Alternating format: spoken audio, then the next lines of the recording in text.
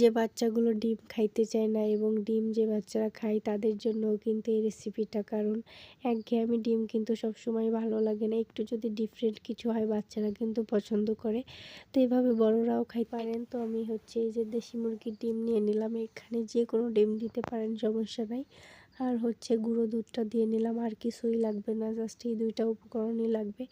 দেশি মুরগির ডিম বা যে কোনো ডিম আর হচ্ছে গুঁড়ো দুধ, এই দুইটা খুব সুন্দর মতো মিক্সড করে নিবে। এখানে কোনো এক্সট্রা কোনো চিনি বা লবণ দিতে যাবেন না, বাচ্চাদের লবণ চিনি খাওয়ানো একদমই ঠিক না। তো এই যে খুব সুন্দর মতো গোলাই নিলাম। এখন হচ্ছে প্যানে হালকা তেলটা ব্রাশ করে নিয়ে এইটা হচ্ছে আমি দিয়ে নিব। তো আপনাদের ইচ্ছা মতো যে কোনো শেপে দিয়ে নিতে পারেন। আমি হচ্ছে জাস্ট চামচ দিয়ে একটু একটু দিয়ে নিলাম, দেওয়ার পর এমনিতেই যে উঠে আসবে। আপনার বাচ্চা কিন্তু খুবই পছন্দ করবে। সবসময় কিন্তু একঘেয়েমি কোনো কিছুই ভালো লাগে না, মাঝে মাঝে ডিফারেন্ট কিছু হইলে আসলে ভালোই লাগে, তাই না? আর বাচ্চারা তো ডিফারেন্ট কিছু খাইতে বা দেখলে ওরা অনেক খুশি হয়ে যায়। তো আশা করি আমার ভিডিওটা আপনাদের কাছে ভালো লেগেছে। যদি ভালো লেগে থাকে তাহলে কমেন্ট করে জানাবেন। সবাই আমার চ্যানেলটি সাবস্ক্রাইব করবেন।